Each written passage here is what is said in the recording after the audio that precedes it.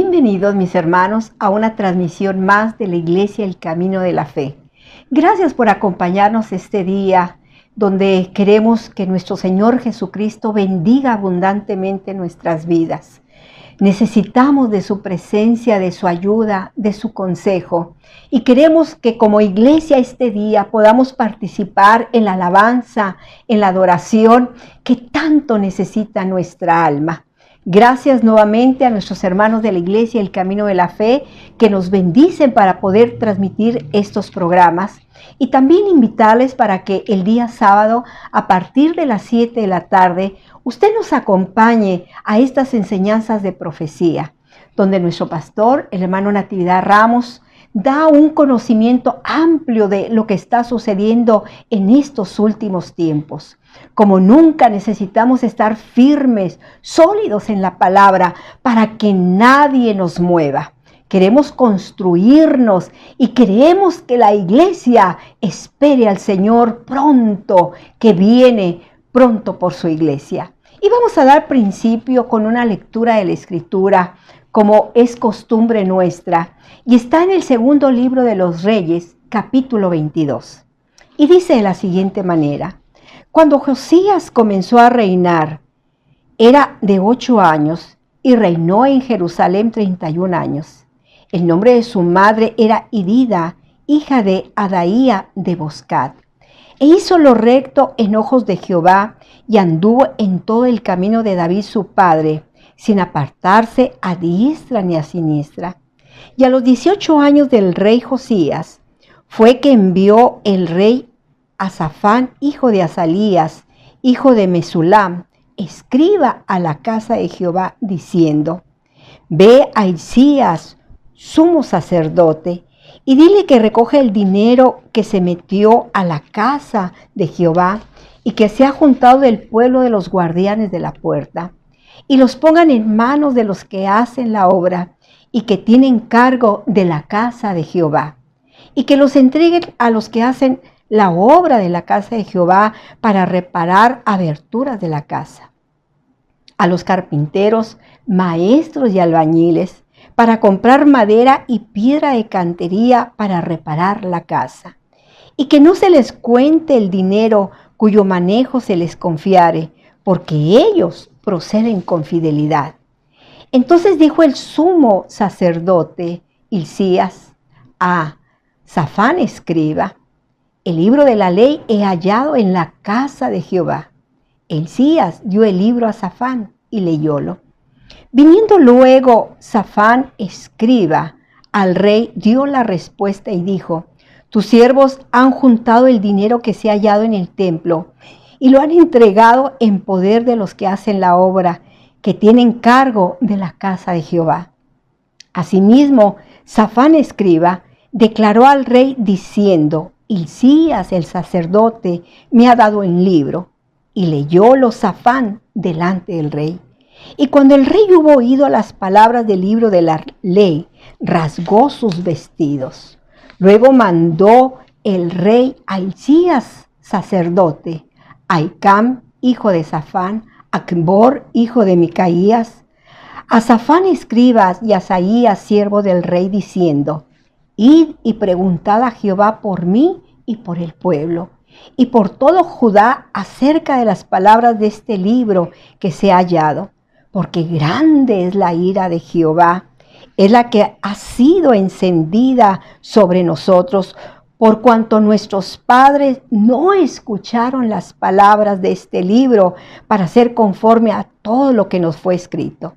Entonces fue que Hilcías sacerdote y a Hicam y a Acbor y Safán y Asaías, a Hulda, profetisa mujer de Salum, hijo de Ticvá, hija de Anás, guardas de las vestiduras, de las cuales moraban en Jerusalén, en la segunda parte de la ciudad, y hablaron con ella.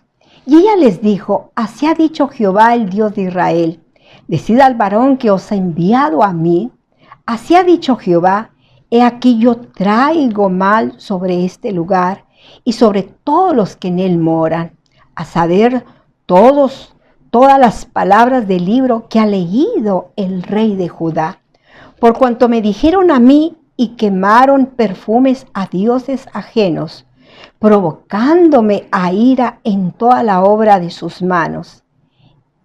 Y han encendido contra este lugar, por cuanto me dejaron a mí y quemaron perfumes a dioses ajenos, provocándome a ira con toda la obra de sus manos. Y mi furor se ha encendido contra este lugar y no se apagará. Mas el rey de Judá, que os ha enviado para que preguntéis a Jehová, diréis así: así ha dicho Jehová, el Dios de Israel, por cuanto oíste las palabras del libro, y tu corazón se enterneció y humillaste delante de Jehová, y cuando oíste lo que yo he pronunciado contra este lugar y contra sus moradores, y vendrán a ser asolados y malditos. Y rasgaste tus vestidos y lloraste en mi presencia. También yo te he oído, dice Jehová. Por tanto, he aquí, yo te recogeré con tus padres, y serás recogido a tu sepulcro en paz, y no verán tus ojos todo el mal que yo he traído sobre este lugar. Y ellos dieron al rey la respuesta. Gloria a Dios por su palabra. Qué hermosa respuesta que Dios dio a este joven. Una respuesta que yo creo que muchos el día de hoy anhelamos con todo nuestro corazón, el hecho de que Dios esté con nosotros. Pero hubo una actitud tan importante, tan significativa, como que él se postró y adoró al Señor. Él vio que el pueblo de Dios estaba en pecado, que sus padres se habían apartado de la ley de Dios. Y yo creo que es lo mismo que nosotros tenemos que hacer el día de hoy, postrarnos delante de aquel que es el creador del universo, delante de aquel que nos ha dado la vida, delante de aquel que es nuestro Dios y Salvador. Así que yo le invito a usted este día para que juntos cantemos a la gloria de Dios, que llene toda la tierra y que seamos bendecidos y sanos de toda enfermedad en el nombre glorioso de Jesucristo.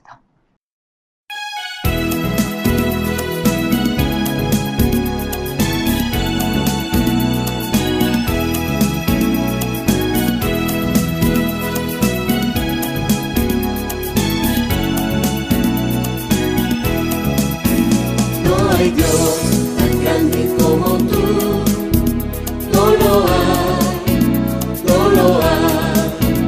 No hay Dios tan grande como tú, no lo hay, no lo hay. No hay Dios que pueda hacer las obras como las que haces tú. No hay Dios que pueda hacer las obras como las que haces tú. No es con espada ni con ejército, mas con su Santo Espíritu. No es con espada ni con ejército, mas con su Santo Espíritu. Y esta iglesia se moverá, y esta iglesia se moverá. Se moverá con su Santo Espíritu. No hay Dios tan grande como tú, no lo hay, no lo hay. No hay Dios tan grande como tú, no lo hay, no lo hay. No hay Dios que pueda hacer las obras como las que haces tú. No hay Dios que pueda hacer las obras como las que haces tú. No es con espada ni con ejército, mas con su Santo Espíritu. No es con espada ni con ejército, mas con su Santo Espíritu. Y esta iglesia se moverá, y esta iglesia se moverá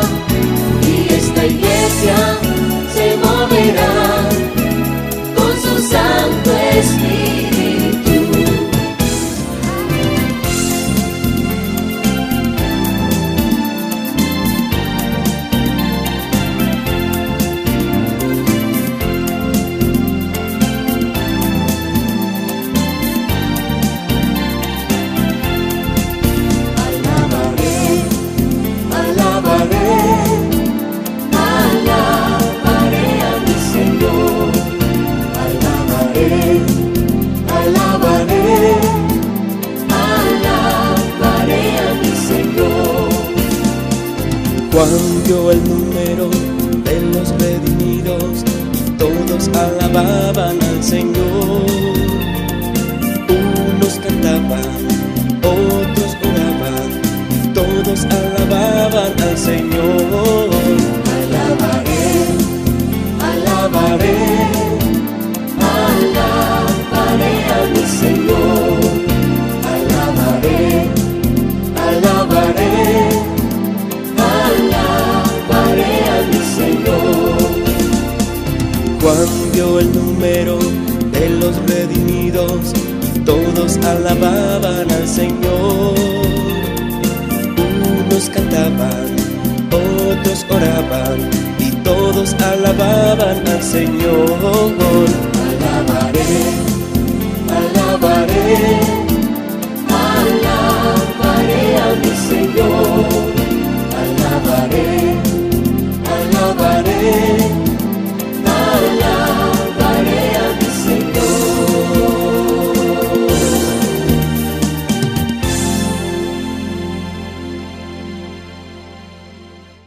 Digno de gloria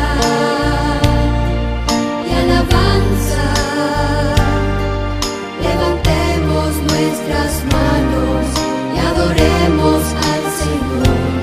Digno de gloria y alabanza, levantemos nuestras manos y adoremos al Señor, porque grandes maravillas haces tú, no hay otro como tú, no lo hay, no hay nadie como tú, porque grandes maravillas haces tú, no hay otro como tú, no lo hay, no hay nadie como tú, digno de gloria y alabanza, levantemos nuestras manos y adoremos al Señor. digno de gloria y alabanza. Levantemos nuestras manos y adoremos al Señor, porque grandes maravillas haces tú, no hay otro como tú, no lo hay, no hay nadie como tú, porque grandes maravillas haces tú, no hay otro como tú, no lo hay, no hay nadie como tú.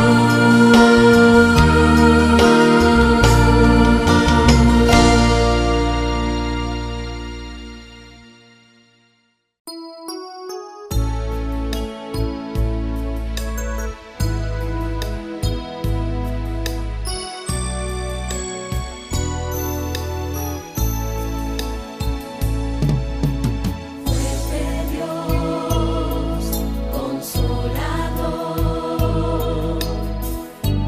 príncipe de paz, gran Señor, vencedor, siempre vives y siempre reinarás. Yo te exalto, Dios te exalto, eres todo para mí, tu creación canta de ti. Yo te exalto, Dios te exalto, Cristo, mi Rey.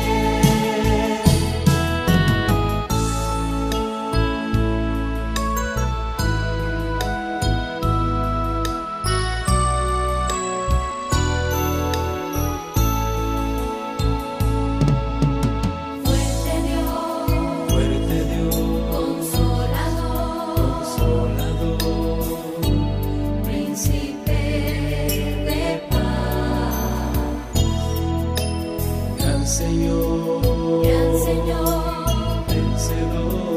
vencedor, siempre vives y siempre reinarás. Yo te exalto,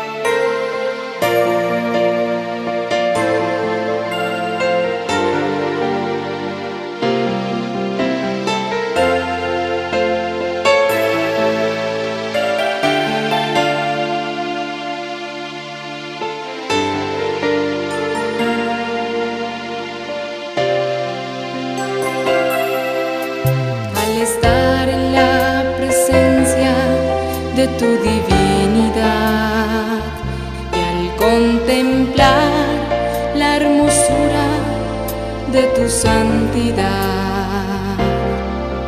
mi espíritu se alegra en tu majestad. Te adoro a ti, te adoro a ti. Cuando veo la grandeza de tu dulce amor y compruebo la pureza de tu corazón, mi espíritu se alegra en tu majestad. Te adoro a ti, te adoro a ti. Y al estar aquí delante de ti, te adoraré. Postrado ante ti, mi corazón te adora, oh Dios. Y siempre quiero estar para adorar y contemplar tu santidad. Te adoro a ti, Señor. Te adoro a ti. Al estar en la presencia de tu divinidad y al contemplar la hermosura de tu santidad, mi espíritu se alegra en tu majestad. Te adoro a ti, te adoro a ti.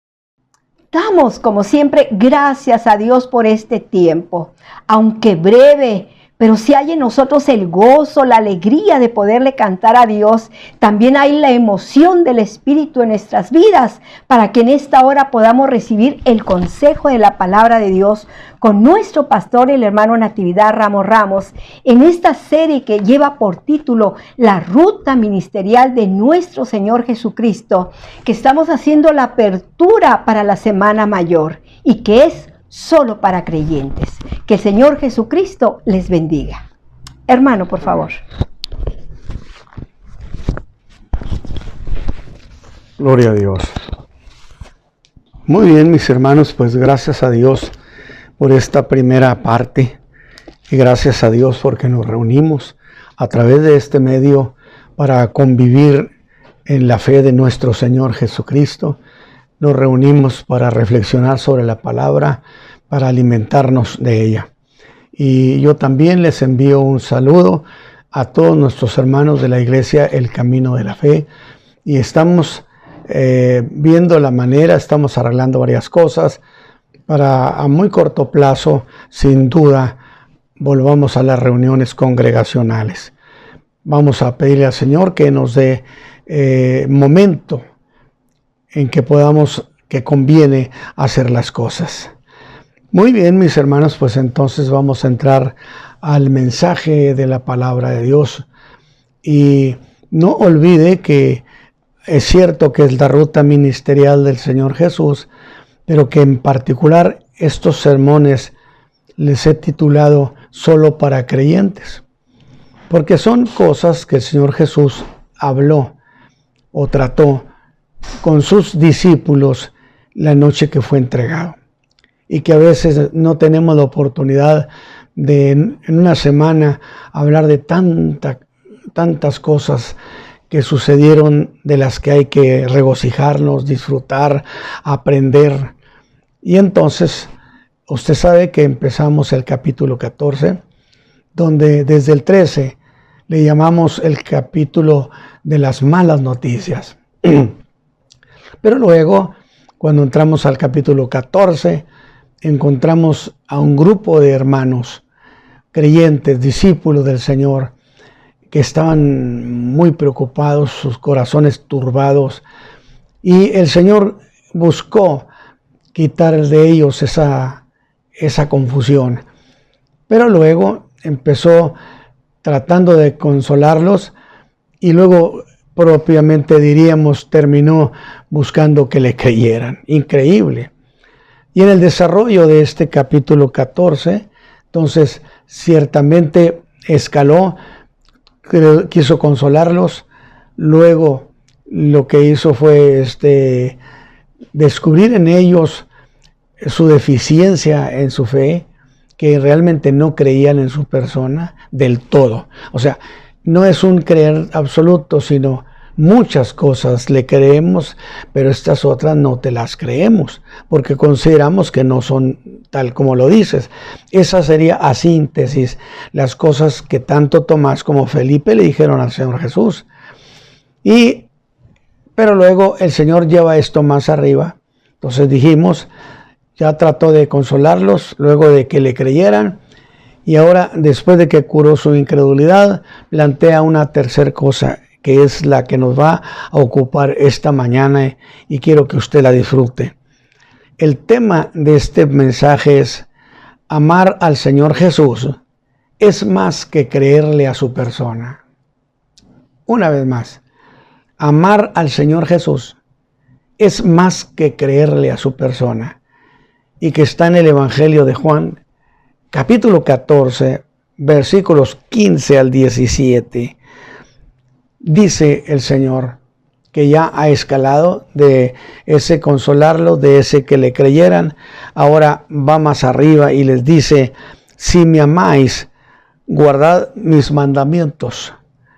Y yo rogaré al Padre y os dará otro consolador para que esté con vosotros para siempre.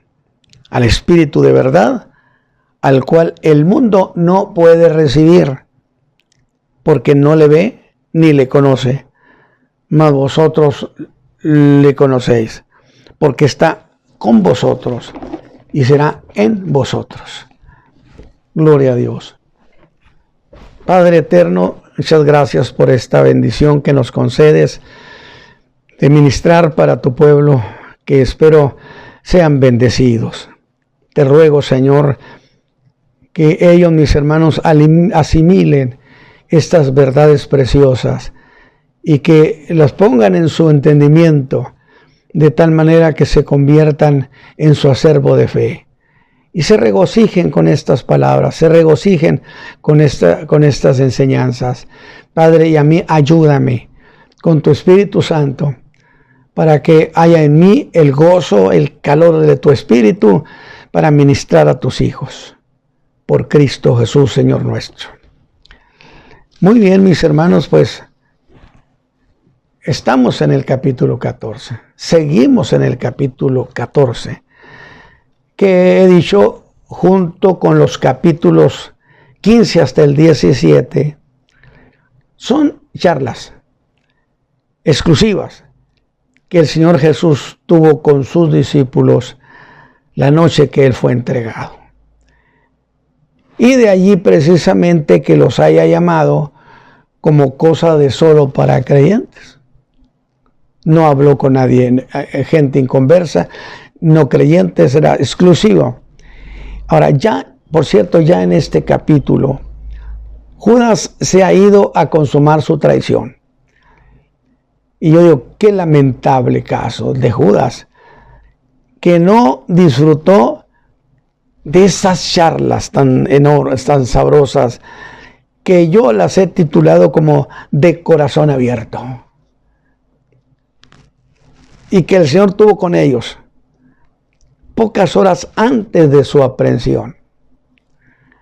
Ahora bien, a la altura de este capítulo, mis hermanos, sus discípulos se encuentran en un estado de confusión a causa de lo que podíamos llamar como las malas noticias que el Señor les dio, que podríamos llamar las malas noticias que el Señor les ha dado en el capítulo 13. Pero justo a ese estado de confusión y temor, le dio al Señor la ocasión para sacar del corazón de ellos la incredulidad que había en sus almas. La noche que fue entregado, horas antes de que el Señor fuera prendido, horas antes de que fuera llevado a la cruz del Calvario, todavía estaban confusos y no le creían todo.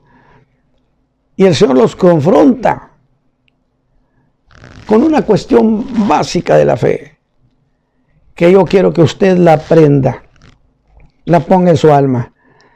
Una cuestión básica de la fe es esta: que se debe creer en su persona y tener la certeza de que el Señor Jesús es confiable. Que yo lo digo a mi manera. Si el Señor lo dijo, si el Señor Jesús lo dijo, entonces con eso basta. Si Él lo dijo, así es. De tal manera que los pudo hacer pensar las cosas que les dijo que iba a padecer, que iba a morir, que uno lo iba a traicionar, que Pedro lo iba a negar.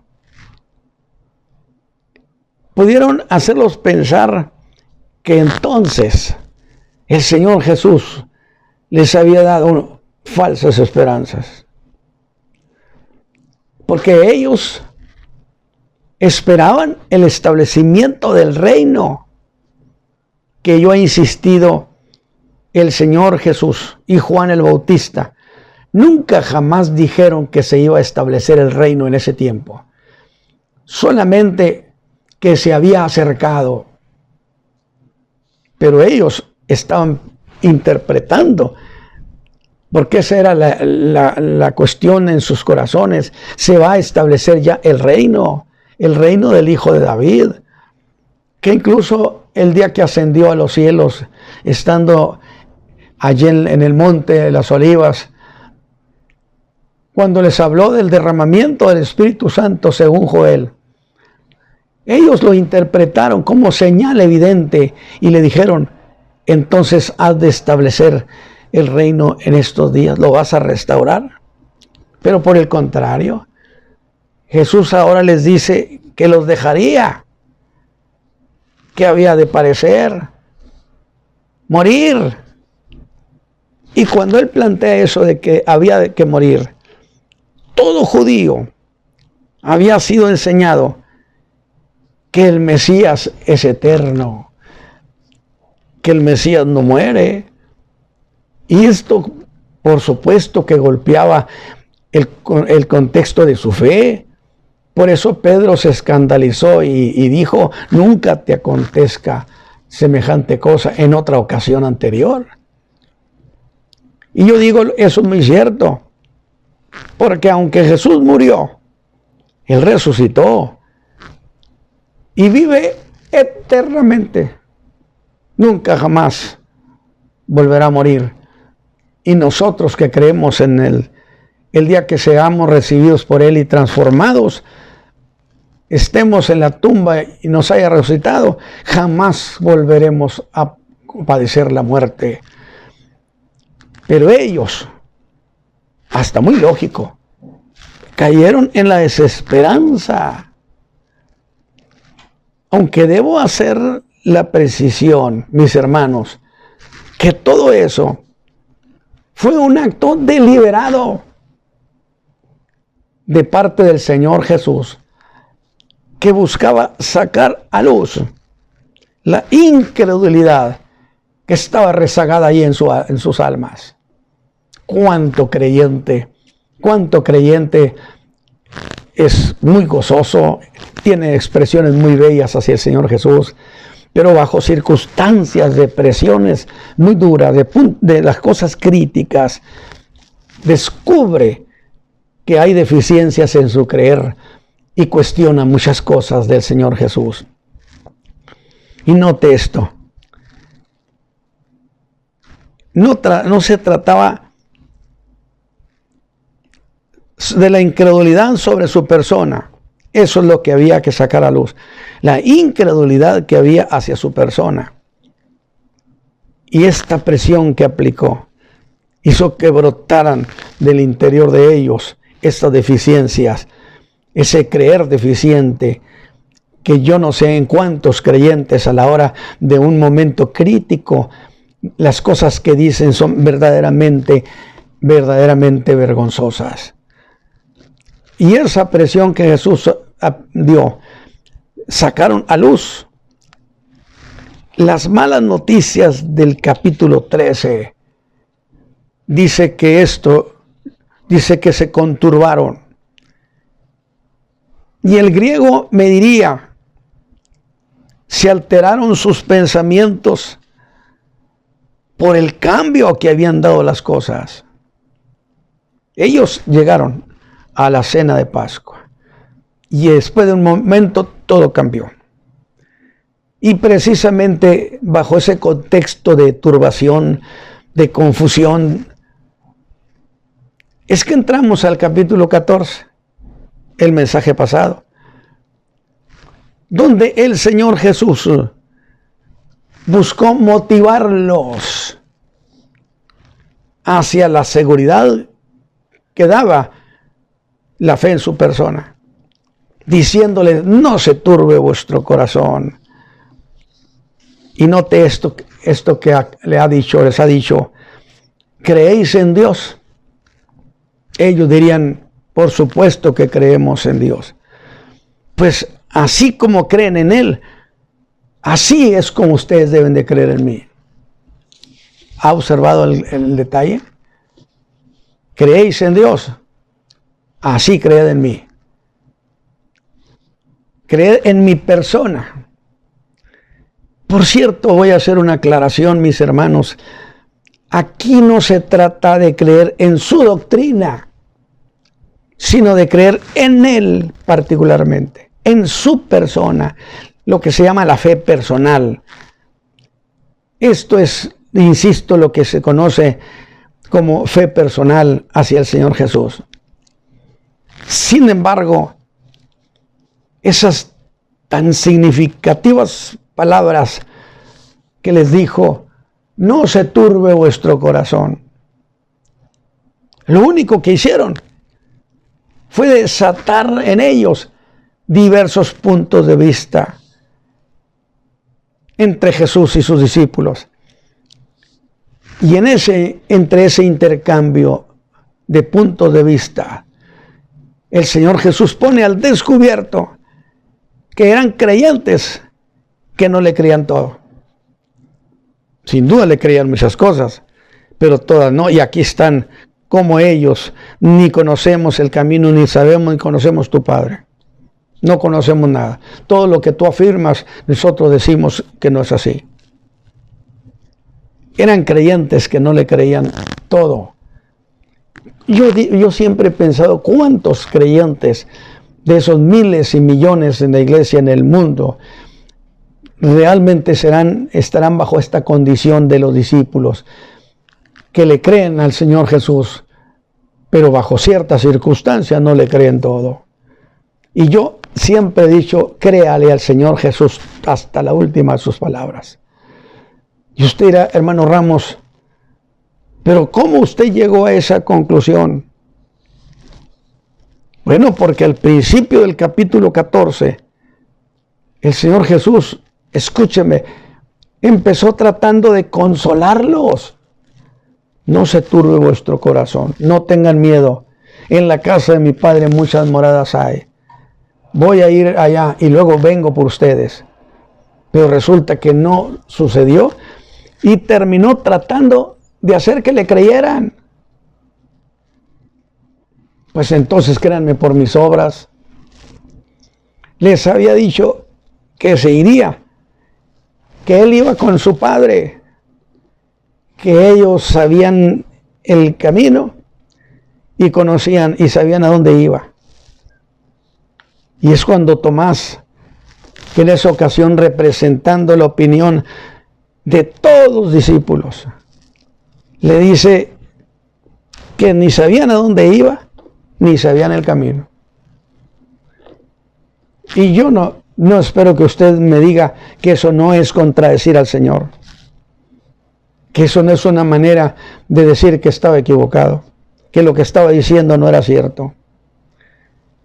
Es cuando el Señor Jesús les dice lo que no se le dice a un no creyente, que era cierto, que no conocía nada de eso, por una razón, porque no lo conocían a Él. Y por eso no conocían a su Padre. Fíjense nomás, cuánta razón tienen ustedes, diría el Señor, en que no conocen porque no me conocen a mí. Porque no conocían al Padre. Y es ahora Felipe cuando le dice, pues muéstranos al Padre y nos basta, con eso tenemos. Es decir, la idea que impera a veces en los creyentes, si el Señor hiciera esto, entonces yo al Señor le creería todas esas cosas. Lo condicionamos. Y Felipe dice, muéstranoslo. Y con eso sería más que suficiente para dar por terminada esta cuestión. Si tú no lo muestras, con eso basta. ¿Ve usted el estado de ánimo y de confusión que tenía? Es cuando ante su actitud negativa vienen los créames del Señor Jesús. Agradó de decirles que si no creían sus palabras, que entonces le creyeran por sus obras. ¿No le parece lamentable esa condición, ese acondicionamiento al Señor Jesús? Pero debo también afirmar que esa noche sus pobres almas, las almas de los hermanos, fueron sanadas de la incredulidad. El Señor trabajó sus corazones, sanó su incredulidad. Y lo digo esto por las cosas que siguen. Tiene sentido tener certeza que el Señor Jesús ha logrado su propósito de curar sus almas. La fe en Él, la fe en su persona, ha crecido en sus corazones. Porque ahora Jesús sale de ese, créanme, para llevar a los discípulos a un nuevo escenario. Aprenda esto, mi hermano. El Señor Jesús ahora escala su enseñanza con una cuestión básica, y que es con la que entramos al mensaje de hoy en el versículo 15. Escuche bien esto, procéselo en su corazón, que al Señor Jesús no basta con creerle, que más que eso hay que amarlo. El título fue ese: amar al Señor Jesús es más que creer a su persona. Vea lo que les dice en el verso 15: si me amáis, guardad mis mandamientos. Sin duda, había habido muchas confesiones o expresiones de ellos: Señor, tú sabes que te amamos. Y el Señor Jesús dice: pues si me aman, guarden mis mandamientos.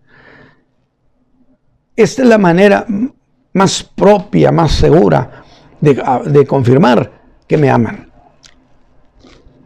Y de esta declaración, por cierto, se habría de nutrir el apóstol Juan y escribir en su primera carta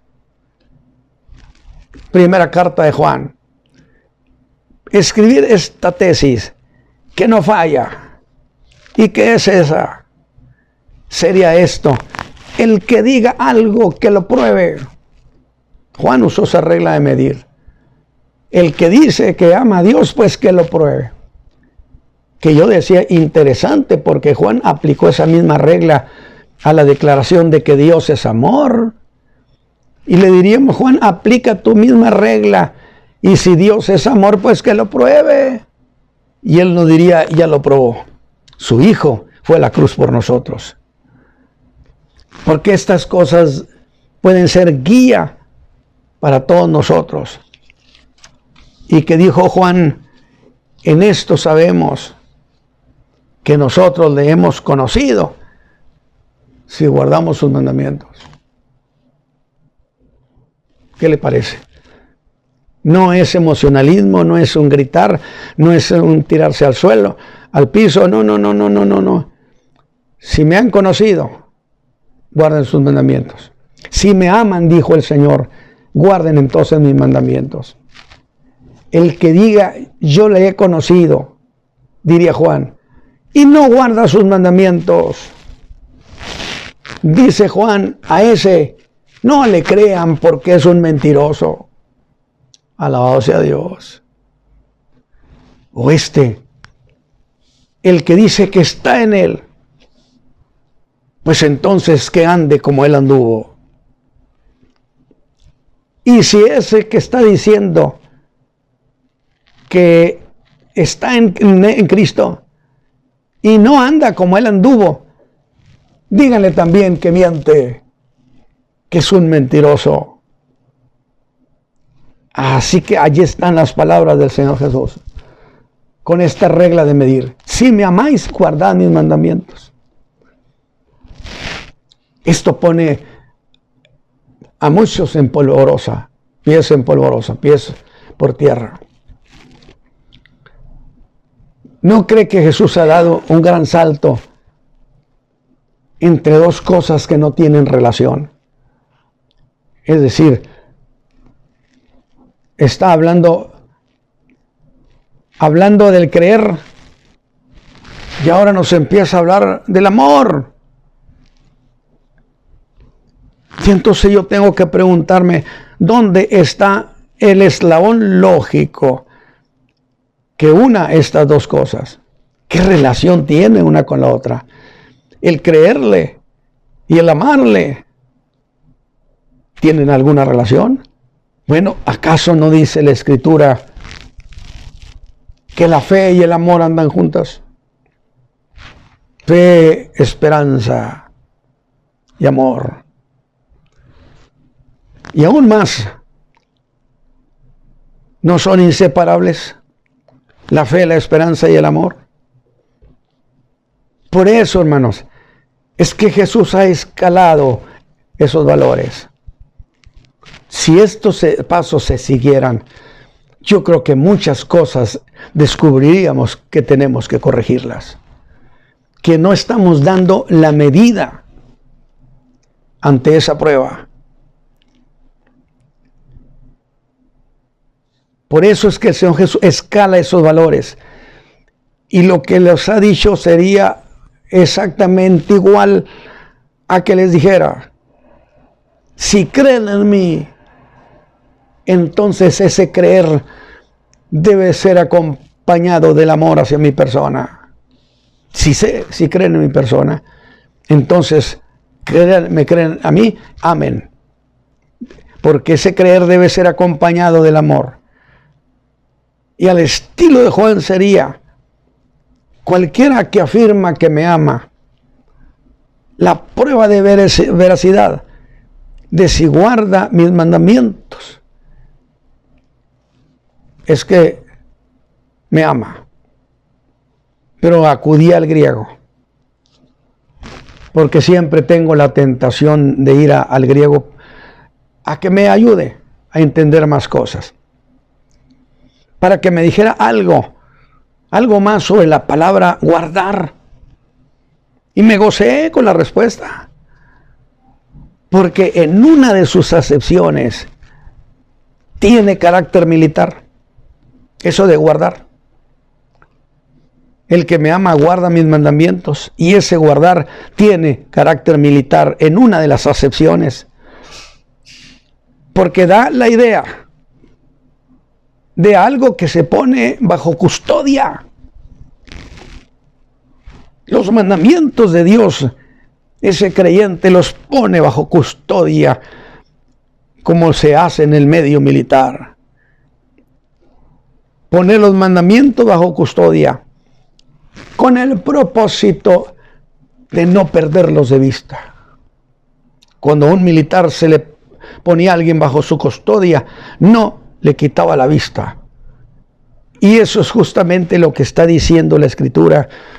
De esa manera, el que ama al Señor Jesús mantiene la vista en todo lo que Él ha dicho. Y voy a decir algo en realidad, mis hermanos.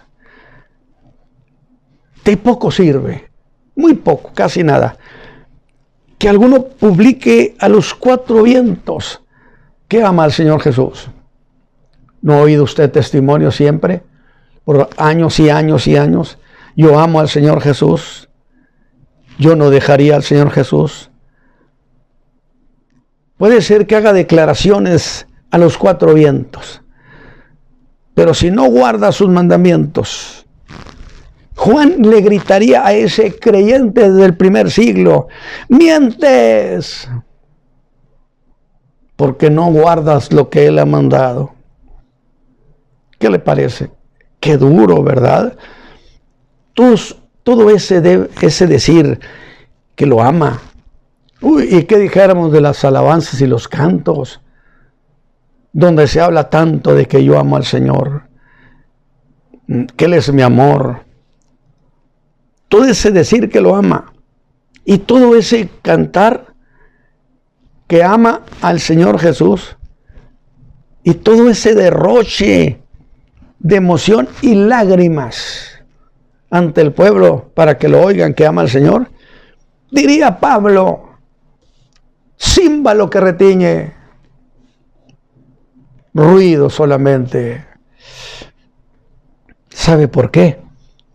Porque en la desobediencia no hay amor. Y ahora yo le pregunto, ¿ahora sí ha visto usted la lógica de Jesús en esta cuestión? ¿Verdad que sí tienen relación el creer y el amor? Pero avancemos en esa lógica divina. Amarle y obedecerle. Y demos por hecho que ya se tiene un creyente que verdaderamente ama al Señor Jesús. Démoslo por cierto, que ha demostrado su amor con su obediencia. Pues ahora les da otra noticia inesperada. Y para hablar de ella, mis hermanos, los invito a que vayamos hasta el verso 21, donde mire lo que les dice. El que le ama a Él es amado de su Padre. Santo Dios, maravilloso. Cualquiera que me ama a mí es amado de mi Padre. Solo aquel que ama al Señor Jesús y lo ha probado, guardando lo que el Señor ha mandado, ese creyente, y no otro. No importa que tenga esta persona, este creyente, un lugar prominente en la iglesia. Si me ama, mi Padre lo amará. Solamente de esa manera son amados de mi Padre, si a mí me aman, si aman al Hijo.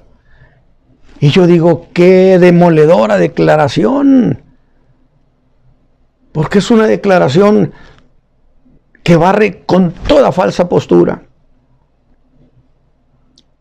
Las manda al bote del olvido. Pero volvamos. Y no hay que olvidar que les había dicho que estaría con ellos un poco.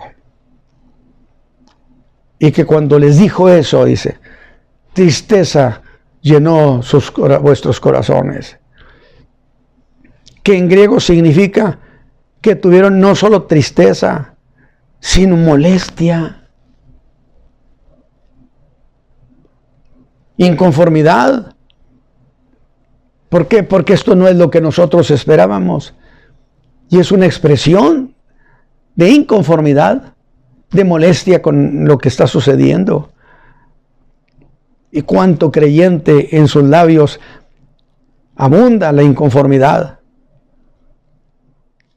Y como no quiero interpretarlo en ninguna de esas acepciones en particular, entonces me parece propio decir que su corazón, el corazón de los discípulos, fue invadido de diversas emociones al mismo tiempo. Y entonces, ¿cómo resolver eso? Dije que el Señor está sanando sus almas, tratando sus corazones, como yo creo que esta mañana la palabra lo está haciendo. Y es entonces cuando les hace una promesa muy consoladora en el verso 16. Y yo rogaré al Padre y os dará otro consolador para que esté con vosotros para siempre. Vea eso, otro consolador. Luego ya habían tenido un consolador. ¿Quién fue ese consolador que había estado con ellos? El Señor Jesús. Porque eso que Jesús ha dicho, ese que vendría en lugar de alguien, vendrá en mi lugar, vendría el Espíritu Santo a ocupar el lugar que hasta allí había ocupado el Señor Jesús en sus corazones. Y mire, les habla que con este consolador tendrían una ventaja, gloriosa ventaja. ¿Cuál sería? Porque Él había estado con ellos, mas no en ellos, mientras este que vendría en su lugar. Por eso yo he dicho, el Espíritu Santo es el vicario de Cristo en la tierra. Es el representante, es más, el representante universal de los intereses de Cristo en el universo. Estaría no solo con ellos, sino aún más, estaría en ellos. El Espíritu Santo está con nosotros y dentro de nosotros también. Por eso, ¿qué es esa teoría, esa herejía de espíritus, de creyentes poseídos? ¿En qué manera pueden estar en un creyente el Espíritu Santo y los demonios? Si no hay ningún arreglo entre ellos. Y lo hace dándole la más firme de las seguridades, que ese consolador vendría. porque Él se lo pediría a su Padre. Alabado sea Dios. Y además anticipa que su petición a su Padre no sería rechazada. Les dijo, porque yo voy al Padre. Y aquí quiero poner muy en alto una cuestión, mis hermanos, que entre Él y su Padre había igualdad. Es interesante hacer notar que las palabras usadas para esta expresión en griego, el que se usa para el pedir de los discípulos, significa el pedir de un inferior a uno que es superior. Yo pido, pero es de mi persona que es inferior a uno que es superior. Mientras que el pedir del Señor Jesús a su Padre para que les enviara otro consolador es una palabra diferente que significa el pedir entre dos iguales. Uno, Cristo Jesús y su Padre eran dos iguales. Enviará otro consolador. Cristo habla aquí que el Padre iba a darles por súplica suya otro consolador, pero no como algo distinto a lo que Jesús había sido para ellos, sino que sustancialmente sería igual para ellos. Haría con ellos lo mismo que a Jesús había estado haciendo. El Espíritu Santo representaría los intereses de Cristo en ellos. Jesús dijo que el Espíritu Santo lo glorificaría a Él, que ese Espíritu Santo tomaría las cosas que son de Cristo para darlas a los suyos. Y aún más lo daría para que estuviera con ellos para siempre. Lo que significa que habría entre los creyentes y el Espíritu Santo una asociación personal. Mis hermanos, yo espero que esta reflexión, breve reflexión, nos haga pensar en estas palabras. Amar al Señor Jesús es mucho más que creerle. Y que si alguien dice, amo al Señor, y no guarda sus mandamientos, es un mentiroso. Que el Señor Jesús pidió a su Padre, de un igual a igual, pidió que enviara al Espíritu Santo.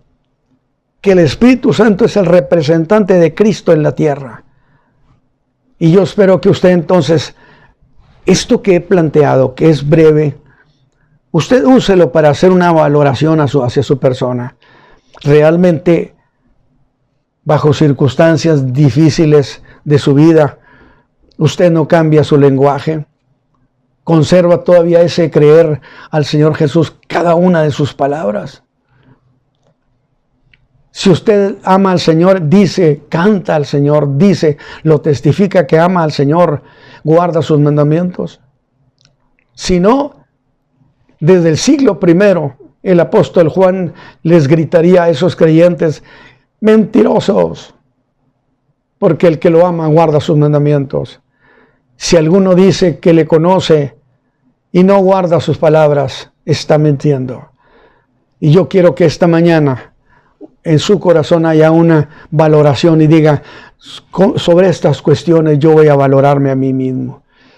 Padre eterno, esta mañana yo te ruego